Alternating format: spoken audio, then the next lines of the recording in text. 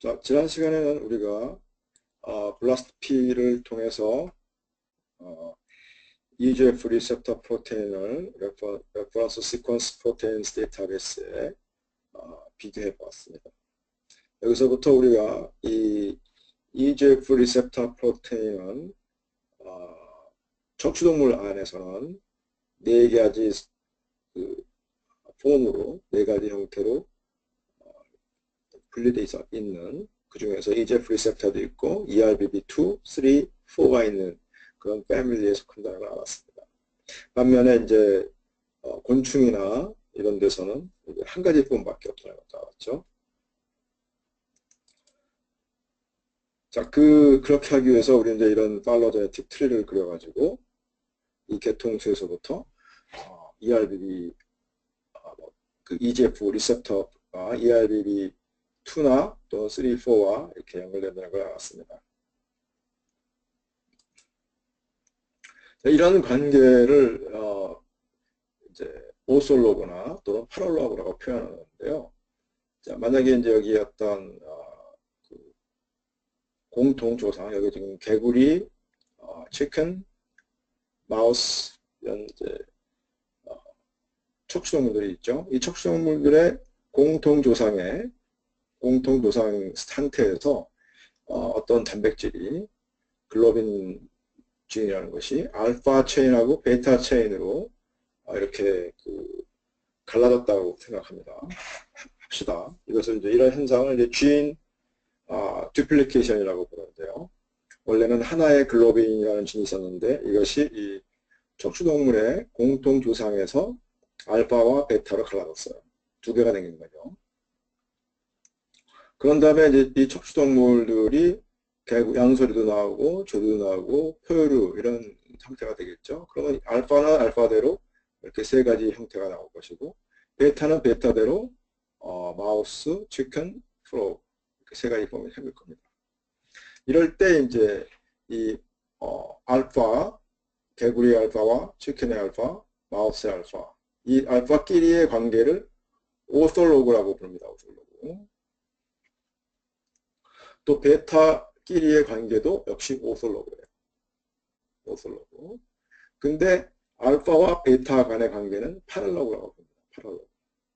다시 말하면 이 오솔로그들끼리는 이 종이 생기면서 종이 하나의 공통 조상, 척추동물의 공통 조상 종이었던 종이 이 종이 이렇게 여러 종으로 진화하면서 종이 진화하면서 만들어진 단백질들이죠.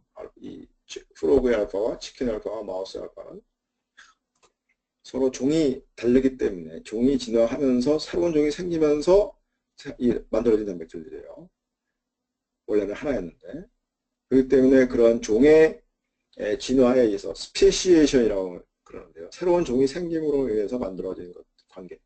그것을 오솔로그라고 그러고 이 파랄로그 관계는 사실은 종하고 관계없이 이 공통 조상에서부터 지인이 둘로 갈라진 거죠. 지인 듀플리케이션에 의해서 지인이 원래 하나의 유전자가 있었던 것이 복제가 돼가지고 두 개의 지인으로 듀플리케이션이 생겼을 때 그랬을 때 생기는 관계가 이 파랄로그라는 거죠. 파랄로그는 한 종 안에서 마우스 안에서도 알파 베타가 있고 치킨 안에서도 알파 베타가 있고 프로그 안에서도 알파 베타가 있습니다. 근데 그 알파하고 베타 간의 거리는 알파끼리의 거리보다 훨씬 멀다는 거죠. 왜냐하면 이 둘은 알파와 베타는 아주 옛날에 갈라졌기 때문에 반면에 이 같은 알파끼리는 비교적 최근에 갈라진 것이기 때문에 더 비슷하고 알파와 베타는 이 시점에 갈라졌기 때문에 굉장히 옛날이죠. 옛날에 갈라졌기 때문에 훨씬 멀다는 거죠. 그래서 아까 우리가 본 것처럼 EGF 리셉터하고 ERBB2는 굉장히 멀죠. 그러니까 마우스 EGF 리셉터에서 마우스의 ERBB2를 보나 치킨의 ERBB를 보나 프로그의 ERBB를 보나 그 차이는 비슷하다는 거예요. 마우스끼리라고도 가깝지 않다. 여기서 이렇게 가는 거리나 여기서 이렇게 가는 거리나 거리가 비슷하잖아요. 그죠? 이렇게 가는 거리나. 그래서 알파하고 베타는 어차피 여기를 거쳐가야 되기 때문에 굉장히 먼 거예요. 종이 각건 다르거든요. 반면에 같은 알파 길이는 같은 비슷한 종이면 가까운 종이면 거리가 짧고 먼 종은 거리가 멀고 이런 현상을 오슬로그 파라로그 관계라고 해요. 그래서 오슬로그 파라로그 관계를 잘 알게 되면 종이 어떤 과정을 거쳐서 어떤 단계로 종의 진화가 이루어졌는지 또 유전자는 어느 시점에 디플리케이션이 일어났는지 이런 걸 알 수가 있는 거죠. 네, 이 경우는 이제 척추동물의 공통조상에서 디플리케이션이 일어난 상태를 보여주는 거고요. 꼭 척추동물이 아니고 동물의 공통조상에서도 일어날 수 있는 것이죠. 그래서 이제 아까 다시 이 그림으로 이 트리로 돌아가면 여기 아까 우리가 이렇게 지난번에 여기 이 트리랑 마찬가지인데 네마토드는 이제 예쁜 꼬마 선충 같은 것인데 이런 예쁜 꼬마 선충이나 또는 이런 곤충 이런 그 척추동물이 아닌 상태에서 이렇게 이제 개통수처럼 보이죠. 개통수처럼 보이다가 척추동물 상태에 오면 이제 이렇게 갈라진 것을 알 수 있기 때문에 이 EGF 리셉터나 ERBB 패밀리는 척추동물에 들어와서 주인이 유전자가 듀플리케이션이 일어나고 그랬다는 것을 알 수가 있는 거죠. 듀플리케이션도 두 번 일어난 거죠. 이쪽 패밀리와 이쪽 패밀리로 둘로 갈라지고 각각이 또 두 번 갈라졌기 때문에 두 번에 걸쳐서 2는 4, 네 가지로 갈라진 거죠.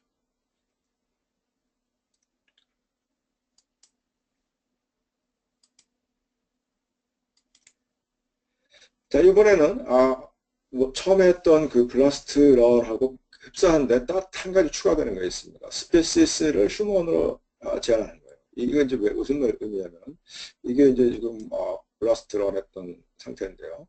여기에서 여러분이 보시면은 이 블라스트 아웃풋이 이게 다가 아니에요, 사실은. 더 많은 아웃풋이 있는데 더 히트가 많이 있는데 이 다 보여주기가 너무 많으니까 이 블라스트 아웃풋은 이제 다 보여주지 않습니다. 적당한 수준에서 이제 그만 끊습니다. 아웃풋을. 그래서 우리가 여기 보면 에디트 앤 리서밋이라고 있어요. 에디트 앤 리서밋이 되어 있는데 이 부분을 클릭해 보겠습니다. 그러면 원래 상태로 돌아가죠. 네. 밑으로 내려가 보면 여기 알고리즘 맨 밑에 파라미터스가 있어요. 그래서 이거를 클릭을 해봅니다. 플러스 사인을. 그러면 여기 보면 maximum target sequences 해가지고 100이라고 되어 있죠. 그러니까 100개까지 히트를 보여주는 거예요. 히트를 100대이 넘어가면 안 보여주는 거죠. 너무 많으니까. 자, 그래서 만약에 우리가 지금 아까 그 블라스트 아웃풋에 보면 뭐 마우스, 렛, 곤충까지 히트가 다양했었어요. 근데 만약에 우리가 이제 이번에는 파랄로그 관계를 좀 더 조사하기 위해서 혹시 물론 이제 ERBB2나 3, 4 이런 것이 휴먼에도 있었지만 그래서 그것이 좋은 파랄로그 관계인 건 아는데 혹시 휴먼 안에서 또 다른 단백질들하고의 관계가 어떤지를 알고 싶으면 이번에는 이제 뭐 마우스라든지 이런 프로테인 이런 다른 가까운 종이든 원종이든 다른 좋은 거는 다 좀 보이지 말게 하고 휴먼만 보이게 하고 싶다 그랬죠. 그럼 여기다가 요 오가니즘 필드에다가 휴먼 이렇게 씁니다. 휴먼 그러면 메뉴에 나오죠. 휴먼 하고 탁스 아이디 그룹 공유라고 나오죠. 자, 이게 뭐냐면 휴먼은 휴먼에만 이제 휴먼으로 이제 제한을 거는 거예요. 모든 종을 하는 것이 아니라 휴먼의 레프시 프로테인들하고 비교를 하겠다는 거죠. 만약에 우리 여기다가 이제 이걸 체크를 하게 되면 휴먼을 제외하고 하는 것이 되겠죠. 이렇게 하면은 휴먼을 제외한 다른 종과의 관계를 보는 것이 되고 이걸 클릭 빼면은 이제 휴먼 안에서만 비교하는 것이 되겠죠. 자, 휴먼 안에서만 비교해 보겠습니다. 그러면은 이제 다른 종 가까운 마우스나 다른 이런 곤충, 척추동물, 포유류 이런 거 다 이제 빠지고 휴먼 안에서만 비교가 되겠습니다. 마찬가지로 이제 시간이 좀 걸릴 수도 있어요. 조금만 기다려보겠습니다.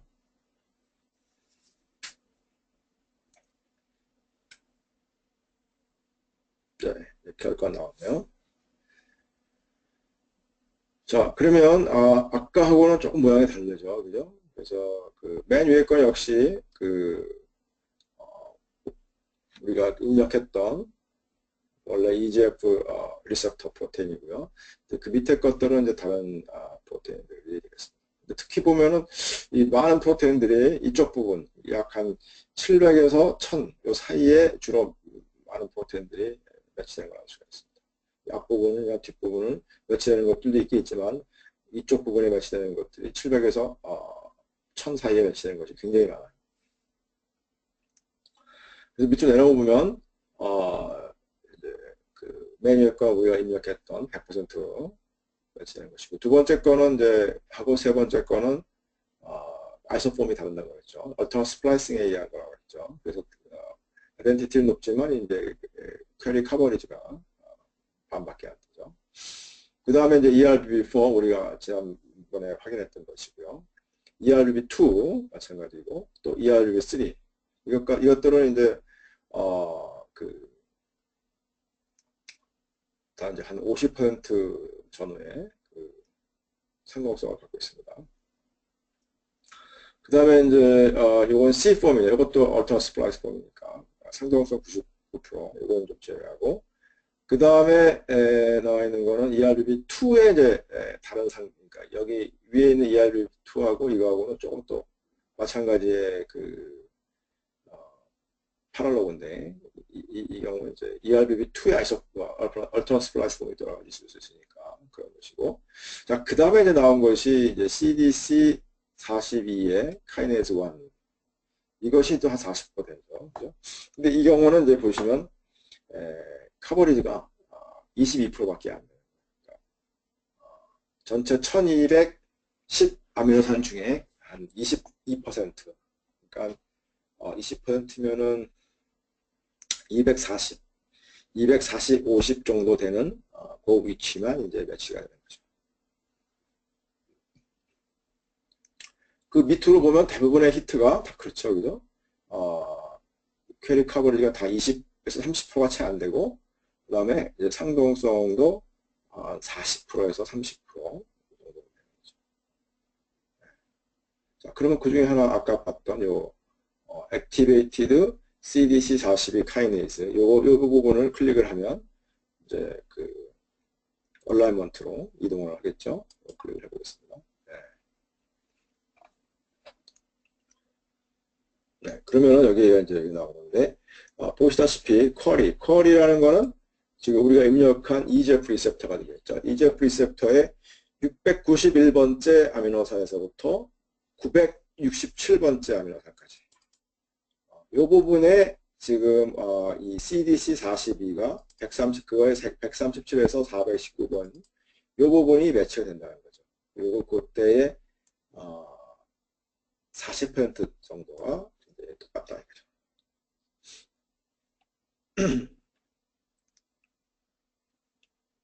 이거죠. 이 40%는 이제 아까 제가 잘못 얘기했네요.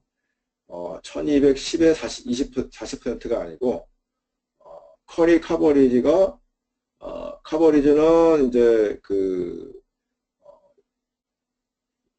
200, 300이 참 못되고, 200 한 5, 6, 이건 200 한 7, 270, 80대죠. 그죠?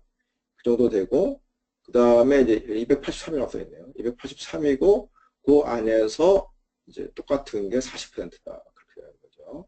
이 아이덴티티는 이제 전체 1210에서의 아이덴티티가 아니고, 퀘리가 커버리지 하는 그 분모의 범위 안에서 이거를 제외한 부분, 그러니까 앞에 691 그 이전이나 967 이후는 워낙 많이 틀리기 때문에 거기는 전혀 얼라이먼트를 할 수가 없기 때문에 보여주지 않는 거고, 그러니까 얼라이먼트가 되는 블라스트 프로그램을 생각할 때 얼라이먼트가 된다고 생각하는 이 부위 안에서 상동성이 40%죠. 플러스까지 포함하면 좀 더 많아지고 60%대로 올라가고요. 그래서 그 다음 히트도 뭐 마찬가지고 대부분이 다 691 또는 600에서 1000 사이에요. 그것이 이제 아까 제가 처음에 얘기했던 이 위에 그림 이 부분을 얘기하는 겁니다. 그래서 이 부분이 이제 다 공통적인 그런 현상을 보이고 있고, 그러니까 휴먼에서 상당히 많은 프로테인들이 이 부분이 서로 이제 그 공통적인 특징을 갖고 있다는 거죠. 이게 이제 이런 EGF 리셉터를 포함한 많은 프로테인들이 서로 시퀀스가 상당히 틀림에도 불구하고 40% 정도밖에 같지 않습니다. 이 부분 안에서도, 이 부분 중에서도 상당히 틀리는 거죠. 이 부분에서의 상동성이 한 40% 정도 되는 그런 프로테인들이 꽤 많다라는 것을 알 수가 있죠.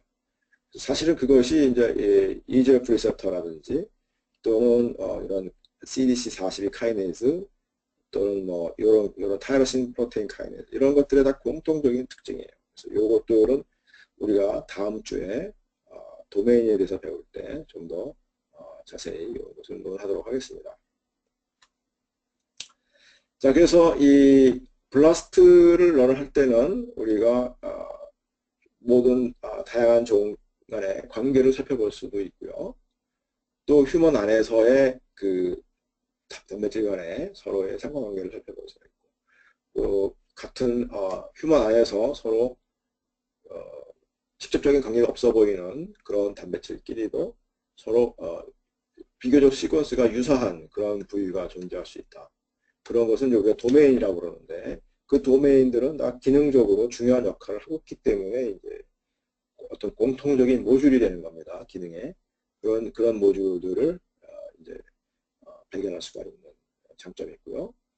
또 여러 종가에 비교하면 이 단백질이 얼마나 다양한 종 사이에 보존이 되어 있고, 결국은 이 단백질이 이제 아주 많은 다양한 종에 그 보존이 되어 있다 그러면 아주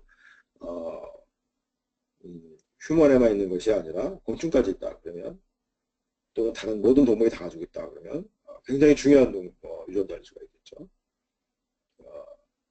반면에 이제 표율만 갖고 있다든지 영양만 갖고 있다든지 이런 단백질들은 그것이 그 삶에 직접 관계하기보다는 어떤 그 종의 고유한 기능을 하는 그런 단백질 가스가 많습니다. 그래서 이 단백질이 어느 종까지 계통수상에 얼마나 어떻게 분포하고 있느냐, 광범위하게 분포하고 있느냐, 아니면 아주 협소하게 분포하고 있느냐에 따라서 그 유전자의 기능이 어떤 기능을 하고 있는지를 우리가 추정하는 데 큰 도움이 되겠습니다.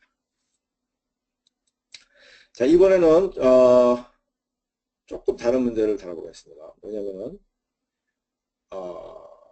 그 EGF 리셉터를 했을 때 지금 여기 보면 아이소폼 A하고 B가 서로 이렇게 이제 52% 이렇게 커버리지가 다르게 나왔죠. 아이덴티티는 같지만 또 이런 거는 이제 아이덴티티도 100%가 안 돼요. 52%.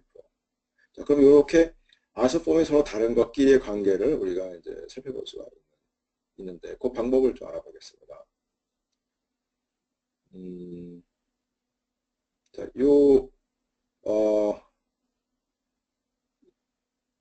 아이소폼 B하고 A하고 두 개의 시퀀스를 우리가 선택해서 두 개의 시퀀스 사이의 관계를 비교해보는 방법을 해보겠습니다. 그럼 어떻게 하냐면은 다시 Edit and Submit로 들어가서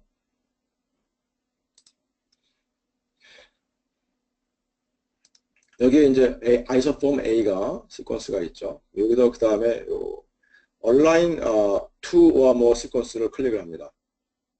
그렇게 되면 이제 데이터베이스와 검색하는 것이 아니라 두 개의 서로 다른 시퀀스를 직접 그냥 1대1 비교를 하는 거예요. 자, 그렇게 되면은 여기다가 이제 아이소폼 B의 시퀀스를 넣어야 되겠죠. 그래서 아이소폼 B의 시퀀스는 이거는 이제 아이소폼 A였고 뒤로 돌아가서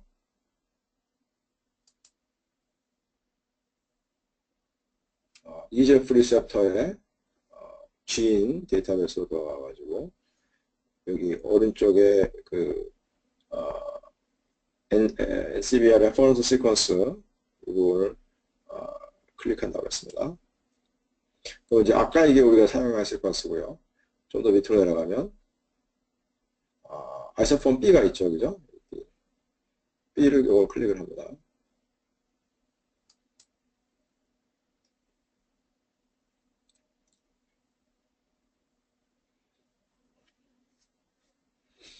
자, 여기서 파스터, 지난번에 제가 파스터 눌러가지고 아이소폼 B의 시퀀스를 이제 이거를 복사했었죠. 이렇게 카피 해가지고 가져가도 되고, 이 NCBI에 있는 이런 이 아이디가 있는 이런 시퀀스일 경우 이 아이디만 복사해도 사실은 가능해요. 그래서 이 부분에다가 그 아이디를 넣을 수가 있어요. 여기 보면은 Enter Accession Number라고 있죠. 지금 이것이 Accession Number인데, 이 Accession Number를 넣어도 되고 또는 여기 위에처럼 FASTA 시퀀스를 넣어도 됩니다. 이거는 이제 NCBI에 있는 시퀀스일 경우에 이제 이렇게 시퀀스를 다 안 넣고 이렇게 억세션만 넣으면 프로그램이 알아서 이걸 가지고 이런 식으로 이제 파스타 시퀀스를 가져다가 대체한다는 거예요. 그러니까 굳이 시퀀스 안 넣어도 가능합니다. NCBI에 있는 경우에. 요 위에도 마찬가지로 시퀀스 안 넣고 요 MP005291 이렇게만 넣고 5219 이거 넣어도 되는 겁니다. 그리고 이 시퀀스 상에서도 내가 전체를 다 쓸 거냐 아니면 일부 특정 리전만 내가 보겠다 할 때 여기다가 넣어주면 되고요. 처음 100베이스반 할 때 100 아미노산만 보고 싶다 하면 1, 100 이렇게 넣어주면 그 처음에 첫 100 아미노산만 이제 가지고 검색을 하게 되는 거죠. 자, 지금은 이제 전체를 다 하겠습니다. 그래서 blast를 하면은 이건 데이터베이스 검색하는 것이 아니라 지금 아이소폼 A와 아이소폼 B를 1대1로 검색하는 거죠. 자, 그러면 결과가 이렇게 나오네요. 그죠? 아이소폼 A를 기준으로 볼 때 1210 아미노산일 때 비교했더니 이렇게 앞에 한 600 좀 넘는 이 정도만 이제 매치가 되네요. 그래서 이거를 요 도트 매트릭스 뷰라고 되어 있죠. 이거 클릭을 해보면 이런 현상이 나옵니다. 그래서 그 A의 전체가 다 매치되는 게 아니라 이제 B의 시퀀스가 이제 A의 앞쪽 이 앞부분 이만큼이죠. 이만큼에 대해서 이렇게 쫙 매치가 되는 거죠. 그러니까 이 뒷부분이 없는 거예요. 뒷부분이 날아가는 거죠. 어떻게 보면. 그래서 밑에도 보면 1번부터 627까지는 잘 매치가 돼요. 100% 매치가 되는데 그 뒤로는 이제 뭐 상동성이 굉장히 떨어지고 막 잘 안 매치가 되죠, 그죠? 그래서 이거는 이제 진짜 해치하고 보기 어렵고 결국은 두 시퀀스는 이제 앞에 627개의 그 아미노산만 공유한다고 그랬습니다. 듀가 잘린 그런 아이소폼이네요.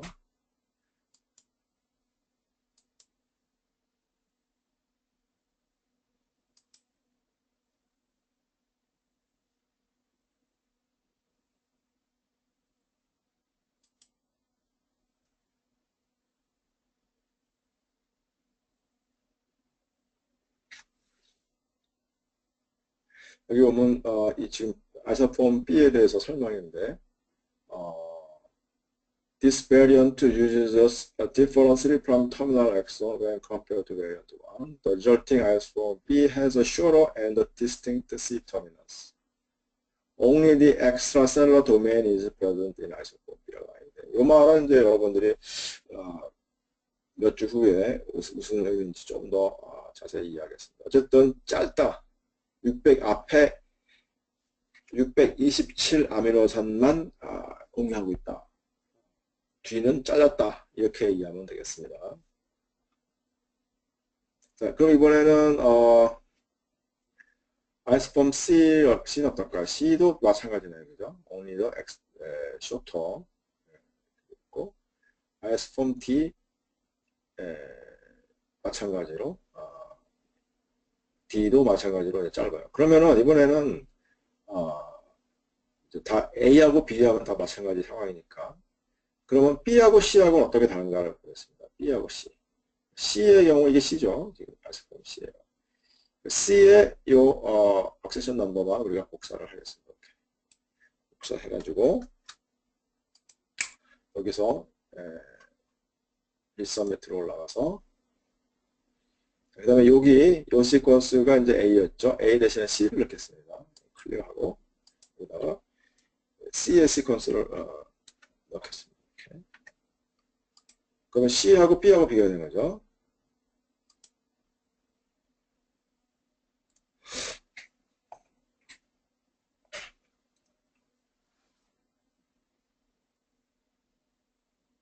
자, 이거는 C는 405짜리네요. B는 이제 627이었는가 그랬는데. 그래서 이 둘은 비교해보면 이제 1번부터 404까지 똑같습니다. 뒤는 이제 많이 틀리고요. 그래서, 더 짧은 거네요. 그죠? C는.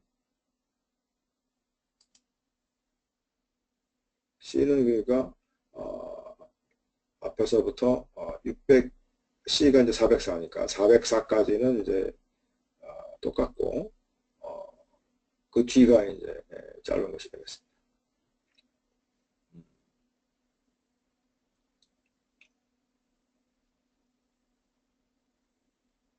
405, 400, 404까지 한 아미노산이 마지막 405번이 다른가 봅니다.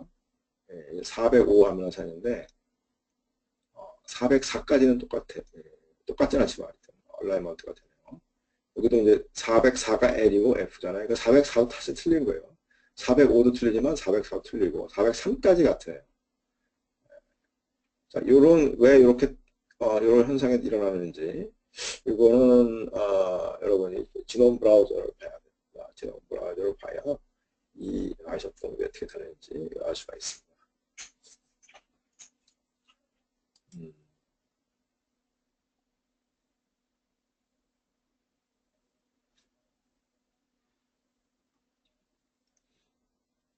자, 그래서 여러분들은 이제 블라스트 P를 이용해서 시퀀스를 비교하는 그런 프로그램을 실습을 해보았습니다. 자, 그러면은 여기서 이제 다시 페이지로 돌아가서 이 블라스트 프로그램의 원리에 대해서 좀 간단하게 알아보도록 하겠습니다. 블라스트 프로그램과 같은 것을 이제 일반적으로 시밀러리티 서치라고 부르는 것 같습니다. 유사한 시퀀스가 유사한 점을 검색하는 프로그램이라는 뜻이네요. 좀 전에 우리가 이 블라스트 앞에서 봤던 이런 식의 그림 있죠. 두 개의 시퀀스 사이에 같은 자리를 이제 시퀀스가 같은 자리에 점을 찍다 보면 이렇게 쭉 긴 선이 나옵니다. 그래서 이 점이 이 부분이 서로 공통인 부분이구나. 이런 부분은 이제 같은 점이 있지만 좀 이렇게 막 끊어지잖아요, 그죠? 이거는 이제 좀 많이 틀리는 걸 알 수가 있죠. 이런 식의 그림, 이런 것을 이제 여기 도트 매트릭스 뷰라고 그랬죠. 그런 것은 도트 매트릭스 애널리시스라고 하는데 그 원리는 이렇게 되는 겁니다. 만약에 AGC, 이건 이제 염기설이죠. AGCT, AGDA. 한 서열은 그렇게 되어 있고, 또 한 서열은 CACT, AGGC. 이런 두 개의 서열이 있을 때, 서로 이제 공통되는 자리에 이제 점을 찍습니다. 여기가 C, 여기 C니까 점 찍고, T, T, A, A, G, G. 이렇게 해서 점을 찍습니다. 이런 데는 이제 점들이 있긴 있지만, 여기는 4개가 연속되게 서로 비슷하고 똑같고 이런 데는 이제 2개씩 가다가 끊어지죠. 그래서 이 2개의 시퀀스 사이에는 요 가운데 요 4개의 베이스 페어가 같다는 걸 금방 알 수가 있죠. 그래서 이제 이런 실제 이제 이거 시퀀스는 이제 이렇게 뭐 짧지가 않고 기니까 이제 하다 보면 이런 식의 현상이 나오고 여기 그래서 눈을 보면 이 부분이 2개 시퀀스에서 공통으로 되어 있는 모양인 것을 알 수가 있죠. 이런 어널리시스를 1970년대에 이미 사람들이 했었습니다. 그래서 2개의 시퀀스의 공통점을 한눈에 알아볼 수가 있는 장점이 있어요. 만약에 이제 이것이 가다가 이렇게 이런 현상이 일어나면 이 부분은 시퀀스 B에는 있지만 A에는 없는 거잖아요. 그러니까 B에서 인서션이 일어나는 부분이 되겠죠. 게다가 또 이 부분은 이제 B하고 A하고 사이에 또 공통으로 있는 시퀀스가 되고, 이 부분은 어떻게 되겠어요? 이 부분은 B에는 없는데 A에만 있는 거죠. 그러니까 B 입장에서 볼 때는 이제 딜리션이 일어나는 거죠.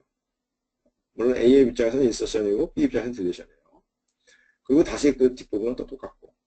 그래서 이제 이런 도트 매치 플러스를 보고 다이아gonal을 쫓아가다가 보면 이렇게 이제 브레이크 포인트가 생기면 그 부분이 이제 인서션, 딜리션이 있다는 걸 알 수가 있죠. 또 이제 이런 현상도 있습니다. 굉장히 재밌는 건데, 시퀀스 A하고 B를 하다 보면 이제 이렇게 이 부분은 똑같아요. 이 부분도 똑같아요. 근데 중간 부분이 이게 반대로 되어 있어요. 이게 그냥 시퀀스가 반대뿐이 아니라 두 개가 서로 리버스 컴플리멘터리 해야 됩니다. 그럴 때 이제 이 부분이 인버전이 일어났다는 걸 알 수가 있어요. 이 부분하고 이 부분이 같고 이 부분은 여기랑 같으니까 뒤집혀 있는데 이게 똑같은 시퀀스가 아니고 이제 B의 시퀀스하고 여기에서의 시퀀스는 서로 리버스 컴플리멘터리 해야 됩니다. 그럴 때 이제 이 부분이 인버전이 일어났다고. 이 부분은 B의 이 부분의 시퀀스가 A에는 여기에도 있고 또 여기에도 있는 거죠. 그러니까 A의 요 시퀀스가 똑같은 시퀀스가 있는 거예요. 그래서 리피트라고. B에도 이 부분에도 여기도 있고 똑같은 시퀀스가 여기도 또 있는 거예요. B나 A나 둘 다 리피트가 있는 상황이죠. 그런 걸 이제 다이렉트 리피트라고 하고 이렇게 되어 있는 거는 이제 인버전이라고 합니다. 이런 것을 한눈에 알아볼 수 있는 장점이죠. 또 만약에 여러분이 메신저 RNA하고 지노믹 DNA를 같이 비교를 하면 지노믹 DNA에서 이 엑선 부위, 인트론은 빠지고 이 엑선 부위만 메신저 RNA 있잖아요. 그러면 이런 식으로 여기에 이제 엑선 부위는 이렇게 메신저 RNA하고 얼라이먼트가 되고 그 다음에 이 인트론은 마치 딜리션이라는 것처럼 보이고 또 그 다음에 매치되고 또 딜리션, 매치, 딜리션, 매치 이렇게 보입니다. 그래서 이제 인트론과 엑선을 확인할 수 있고요.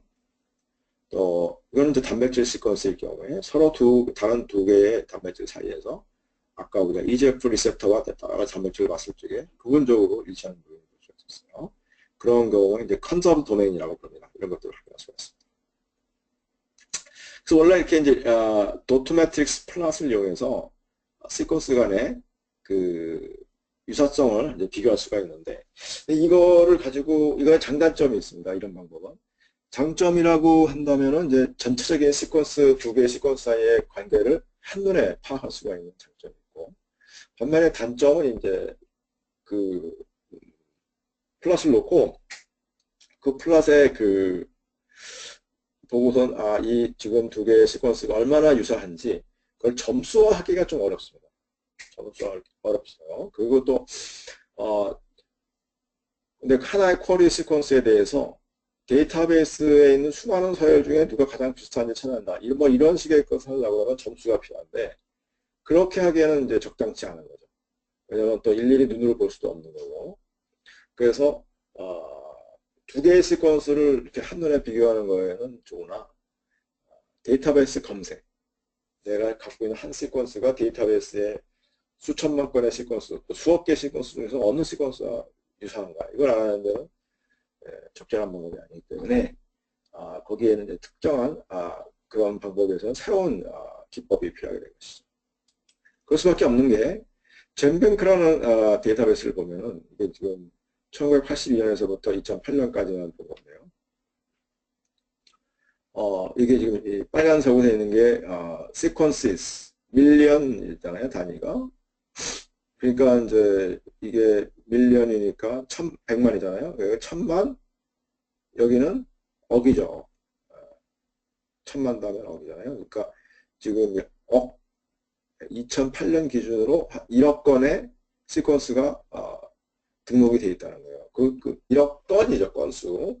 그 1억 건수에 들어가 있는 베이스 페어의 개수, ATGC의 개수를 다 세면 오른쪽에 이제 파란 선이 되는 건데, 이건 단위가 10억이에요. 그러니까 여기가 10억이고 여기는 100억, 그 다음에 이거는 100억에 100배니까 100배니까 1000억이죠. 1000억. 그러니까 천억 베이스 페어, 천억. 2008년까지만 해도. 그러니까 이 휴먼으로 치면 휴먼이 30억이죠. 30억. 30억이니까 30억이니까 30억은 여기쯤 있어요. 여기쯤. 휴먼 하나에. 그러니까 그거보다 이제 엄청나게 많은 휴먼의 이 100억이니까 휴먼의 3배쯤 되는 거고, 이거는 휴먼의 30배 정도 되는 시퀀스죠. 그러니까 휴먼과 같은 그런 종이 이제 30종 정도 있는 그런 시퀀스가 되는 거죠. 이렇게 많은 시퀀스 상에서 1억 건의 시퀀스죠. 뭐 이거 베이스 페어 지금 그렇고, 그러니까 이게 두 개를 레이쇼를 내면 한 건당 약 한 1000이 되겠죠. 그죠? 이쪽은 100만이고 이건 10억이니까 이거 두 개 건당 약 한 1000 베이스 페어씩 등록이 되어 있는 거예요. 짧은 거는 뭐 500베이스나 몇백 베이스도 있겠죠. 긴 거는 훨씬 더 길 거고. 그래서 평균이 그렇게 되는 거죠. 어쨌든 1억 건의 2008년만 기준으로 해도 1억 건의 그 염기서열 그 데이터베이스 1억 건이 들어가 있는 그런 데이터베이스에서 내가 관심이 있는 시퀀스가 어느 시퀀스랑 유사한지 찾아낸다. 이거는 굉장히 많은 시간이 걸릴 수가 있어요. 그래서 요거는 이제 여러분들이 이건 2008년도 얘기니까 오늘 현재 currently 얼마나 많은 엔트리 건수가 등록이 되어 있고, 또 현재 그것은 얼마나 많은 ATGC로 환산했을 때 베이스 페어 개수가 얼마나 되는지, 그에 따라서 이제 하드디스크의 용량이 필요하게 되잖아요. 그걸 한번 여러분들이 조사해 보시기 바랍니다. 자, 만약에 여러분이 시퀀싱을 했어요. 시퀀싱해서 이런 식의 시퀀스 얻었어요. 근데 이제 이 시퀀스가 어떤 유전자에서 온 것인지 이것을 이제 검색하고 싶다. 그러면 이제 젠뱅크랑 비교를 해봐야 되겠죠. 아니면 레퍼런스 시퀀스 비교해봐야 될 겁니다. 실제로는 여기 지금 제가 보여드리는 이 시퀀스 상에서 이 부분에 이 빨갛게 박스 칠한 부분이 보이는데요. 이 부분에서 따온 거예요. 이 부분에 있다는 걸 알아내려면 쭉 훑어야 되겠죠. 1억 건을 훑어야 된다는 얘기인데, 그리고 1000억 베이스 페어를 쭉 훑어야 되는데 이게 간단한 문제가 아니죠. 자, 그래서 사람들이 이제 이걸 빠른 시간 내에 검색하는 방법론을 개발했어요. 그래서 그 프로그램이 유명한 것이 이제 FASTA와 BLAST라는 프로그램입니다. 먼저 FASTA가 나왔고 나중에 BLAST가 나왔어요. FASTA라는 프로그램은 어떻게 하냐면, 아까 이 도트 매트릭스 플롯 이런 플롯을 놓고 여기서 이거 다 쓰는 게 아니라 적당한 K를 써요. 만약 K 이퀄 2 하면 두 개가 연달아 있는 것만 이제 남기는 거예요. 이렇게 따로 있는 것들은 다 지우고, 이거 두 개가 연달아 있으니까 킵하고, 두 개.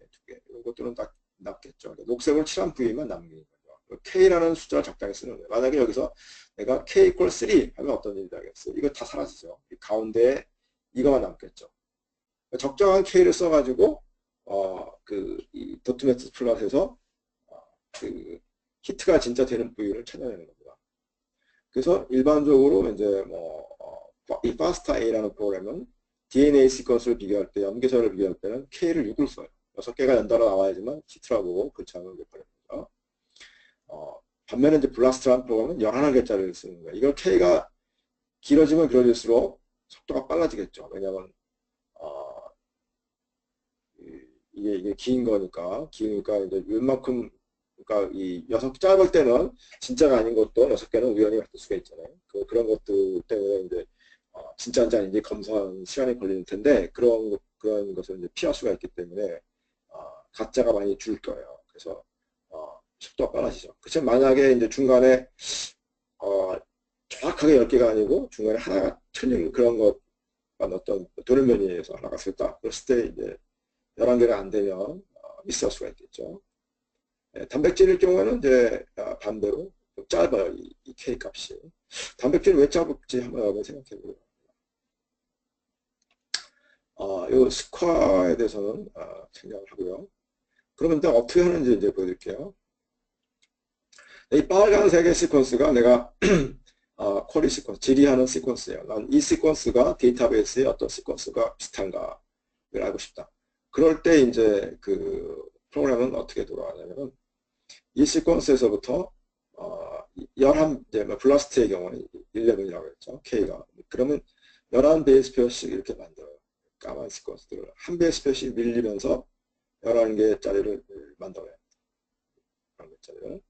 만약에 이제 블라스트가 아니고 이제 뭐 메가 블라스트라는 프로그램일 경우 28개를 만들어요. 그러면 이제 이 파란색이 됩니다. 이렇게 길게. 이것도 물론 한 베이스 페어씩 밀리는 거예요. 밀려서 길게 만드는데 어쨌든 11 베이스 페어냐 28 베이스 페어냐 주어진 파라미터에 따라서 이제 한 베이스 페어씩 밀리면서 쭉 가능한 모든 그 11 베이스 페어짜리를 만드는 거죠. 이 입력 사연에 대해서. 그것을 이제 보통 룩업 테이블이라고 불러요. 그런 것을. 그 단백질일 경우에는 아까 짧다고 했죠. 이 경우는 이제 3개짜리를 만들어요. 3개. 이게 K가 3이면 3개짜리씩 하나씩 밀려서 만드는데 이 입력 사연에 대해서 만들고 이걸로 끝나는 게 아니고 단백질의 경우에는 유사한 단어까지 만들어요. 그러니까 ITB에 대해서 LTB나 MTB, ISB, NSB 이런 걸 만들어요. 왜냐하면 I하고 L은 아이솔루신과 루신은 비슷하잖아요. 또 메타인도 아이솔루신하고 뭐 비슷한 하이드로포빅해요. 그래서 이것도 MTB도 만들고 그 다음에 T하고 S, 트레오닌과 세린은 또 비슷하잖아요. 그래서 ITB면 ISB도 만들고 또 LSB도 만든다는 거죠. 이런 걸 이제 이웃이라고 불러서 이 시퀀스하고 이웃한 비슷한 시퀀스라는 거죠. 이런 것들을 만들어가지고 이런 룩업 테이블을 만들어요. 이걸 가지고 있다가 이제 데이터베이스의 시퀀스를 읽어가면서 비슷한 시퀀스가 나오는지 찾아보는 거예요. 그래서 예를 들면 이거 이제 좀 이따가 다음 그림을 보겠네요. 그래서 여기 보면은 그 쿼리 시퀀스에서부터 지금 이렇게 한 배씩 밀려가면서 룩업 테이블 만든다고 했죠. 이거 가지고 있다가 이제 그 이 데이터베이스 시퀀스를 이제 데이터베이스 시퀀스가 쭉 읽어내면서 이 데이터베이스 시퀀스를 쭉 훑어요. 훑으면서 내가 지금 이 위에서 저장한 이 룩업 테이블에 있는 시퀀스가 나오는지 그걸 확인하는 겁니다. 만약에 나오면 하나가 나오지 않고 이제 프로테인의 경우는 2개가 나와야 되고 누클레오타이드가 하나만 나오면 되는데 여기 나오면 그 나온 다음에 이제 그 자리에서 좌우로 익스텐션을 해요. 좌우로 익스텐션 해가지고 시퀀스가 계속 2개가 위아래 시퀀스가 이 비슷한지 찾아가는 거죠. 그러니까 위에 시퀀스는 데이터베이스 시퀀스고 밑에 거는 이제 내가 찾은 시퀀스잖아요. 그 룩업 테이블에 있는 거죠. 이 지리어에 있는 시퀀스가 서로 비슷한지 조금씩 옆으로 넓혀가서 계속 비슷하면 이제 계속 옆으로 늘리고 비슷하지 않으면 이제 끝나는 거죠. 그래서 요만큼이 지금 비슷하다. 이런 걸 알아낼 수가 있는 거죠. 이런 원리로 블라스트 프로그램이 이제 또는 뭐 파스트도 마찬가지인데 원리적으로는 똑같습니다. 그래서 그 적당한 그 워드 사이즈 K 값을 가지고 가능한 내 시퀀스, 내 지리에서 가능한 시퀀스들을 만들고 그 시퀀스를 이제 데이터베이스를 시퀀스 쭉 읽어가면서 내가 지금 머릿속에 저장해 놓은 메모에 저장해 놓은 시퀀스들이 나타나면 그 시퀀스의 좌우로 더 살펴보는 거죠. 더 이렇게 매치가 되는지. 그때는 약간의 미스매치를 허용해요. 미스매치가 조금이라도 있어도 조금 더 가면 더 혹시 매치가 나오는지. 그래서 약간의 미스매치를 허용합니다. 자, 그렇게 하는 그 프로그램들이 이제 파스타 프로그램이 있었는데 그 파스타 프로그램보다 좀 더 속도를 개선하는 것이 이제 블라스트가 되겠습니다. 블라스트가 최근에는 이제 스탠다드로 쓰이고 파스트에는 잘 안 쓰게 되겠습니다. 원리가 비슷하기 때문에 블라스트는 이제 베이직 로컬 얼라이먼트 서치 툴이라는 거에 약자인데 이것이 현재 와이들리 유스되고 있는 툴이고 휴리스틱 어프로치라는 것이 이제 휴리스틱이라는 건 이제 컴퓨터 용어인데요. 컴퓨터에서 쓰는 말인데 휴리스틱 쳐볼까요? 휴리스틱의 뜻 무엇입니까? 누가 물어봤네요. 써있죠? 아주 재밌게 써있네. 우리에게 주어지는 많은 이런 방법을 판단의 어림법, 경험에 기초한 추측, 뭐 이런 말이네요. 불확실하고 복잡한 상황에서 부딪힐 문제를 가능한 한 빨리 풀기 위해 쓰는 주먹구구식 셈법, 직관적 판단 또는 경험과 상식의 바탕을 둔 단순하고 즉흥적인 추론을 떴다. 그러니까 이거는 완벽한 솔루션을 찾는 것이 아니라 휴리스틱한 건 어떻게 보면 약간의 놓치는 것도 있을 수 있지만 그렇지만 대부분의 경우에 경험적으로 잘 작동할 수 있는 주먹구구의 방법이다 이거예요. 직관적인 방법이고. 그래서 왜 그런 말이 나오냐면은 아까 얘기했던 그 워드 사이즈 같은 것이 이제 바로 거기서 그 휴리스틱한 측면이 있는 겁니다. 그래서 그것 때문에 놓치는 것이 있을 수 있는데 경험상 거의 놓치는 게 없다 이거죠. 이론적으로 놓칠 수 있는 거예요. 그렇지만 실제 해보면 실제 상황에서 그것 때문에 문제가 되는 경우는 좀 드물다 이렇게 있습니다. 로컬 얼라이먼트라는 것이 있고요. 이거는 좀 복잡한 개념이니까 생략하겠습니다. 스태티스컬 시그니피컨스를 주는데 이거는 그냥 통계적인 유의도예요. 스태티스컬. 그러니까 플러스 앞에 다시 보면 여기 보면 이제 이밸류라는 것이 있고 아이덴티티 이런 게 있죠. 아이덴티티는 말 그대로 몇 퍼센트 같으냐 그런 건데 이밸류라는 것이 나오는데 이 이밸류는 이제 여기 보는 것처럼 expected value예요. 스코어가 여 앞에 그 스코어가 있죠. 맥시멈 스코어, 토탈 스코어, 스코어가 있고 그 다음에 이밸류가 있어요. 스코어는 이제 점수가 높을수록 좋은 거예요. 이 숫자 스코어가 높을수록 좋은데 이 숫자는 이제 내가 입력한 쿼리 사이즈라든지 이런 거에 좌우되기 때문에 절대적인 값이죠. 그래서 서로 다른 얼라이먼트, 다른 지리어일 때 그 두 개의 결과를 비교하기는 어렵고 같은 지리어에 대해서 이제 히트의 스코어가 높은 것이 좋다 이렇게 볼 수가 있는데 이게 이제 얼마 이상이 된다 이렇게 얘기하기 어려운 것이 약간 지리어의 길이에 따라서 이 값은 변하기 때문에 단순하게 얘기할 수가 없어요. 그런데 이제 반면에 이제 이 밸류는 expected value는 지리어의 길이에 상관이 없고 오히려 이제 데이터베이스 사이즈 같은 데에 간과해야 되기 때문에 이거를 이용해서는 내가 기대치가 얼마냐는 거예요. 기대치가.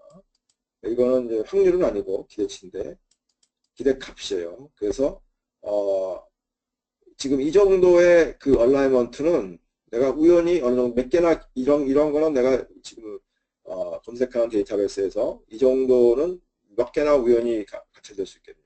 제로다 이거죠. 절대 우연히 일어날 수 없는 일이라는 거죠. 밑에 것도 C-21승이니까 한 개도 안 되는 거예요. 그러니까 이것도 꽤 괜찮은 히트다 이거예요. 무시할 만한 히트는 아닌 거예요. 반면에 이 밑에 히트, 밑에 히트는 expect value가 8.2예요. 그러니까 지금 만약에 이런 검색을 하면은 우연히 이런 건 한 8개나 나온다는 거예요. 그러니까 이거는 히트가 아님에도 불구하고 우연히 나올 수 있는 확률이 꽤 높은 거죠. 그러니까 이런 건 이제 히트가 아니고요. 보통 이제 블라스트 P를 런을 하고 나서 이 밸류가 얼마 정도 되면 그러면 이건 우리가 괜찮은 히트고 그보다 높으면 이제 나쁜 히트다 이런 것이 이제 경험적으로 축적이 되어 있는데 일반적으로는 이제 뭐 10만화 3승 정도를 이 밸류 컷오프로 쓰고 있습니다. 여기서 그런 이제 통계적인 걸 주고요. 그 다음에 이제 다양한 컨비네이션의 쿼리를 할 수가 있어요. 그러니까 예를 들면 내가 DNA 시퀀스가 있는데 이 DNA 시퀀스를 DNA 데이터베이스에다 비교한다. 그런 건 이제 블라스트 N이라고 그러고요. 그렇게 하더라고요. 뜻으로. 내가 갖고 있는 시퀀스는 DNA예요. 근데 이거를 단백질 서열에다가 비교하고 싶어. 그럼 어떻게 해요? DNA가 갖고 있는 시퀀스를 트랜슬레이션 해야 되겠죠. 6가지 프레임으로 트랜슬레이션 해서 그 각각 프레임에 대해서 단백질 데이터베이스하고 비교. 그런 것도 가능하고 단백질과 단백질끼리도 가능하고 내가 갖고 있는 단백질을 DNA 데이터베이스를 검색하는 거예요. 그런데 이제 DNA 데이터베이스를 일일이 트랜슬레이션 해가면서 하는 거죠. 또는 DNA, 내가 입력한 건 DNA고 데이터베이스 DNA인데 두 개를 다 각각 트랜슬레이션해서 비교하는. 여기도 6가지, 여기도 6가지가 트랜슬레이션이 가능하니까 여기 36가지의 조합을 할 수가 있죠. 또 이 블라스트는 웹에서도 할 수 있고 뭐 여러 가지 다른 스탠더론이라는 걸 우리가 블라스트 프로그램을 다운로드해서 우리 컴퓨터에서 직접 돌릴 수 있다. 되겠습니다. 자, 여기 호목이 하나 나갈 텐데 In what situation do you carry a protein data sequence against nucleotide sequence database? 이걸 한번 숙제를 해보시기 바랍니다. 자, 이 블라스트 프로그램을 다시 한번 돌아가 보면 여기에 이 부분이 말고요. 블라스트 이걸 누릅니다. 이걸.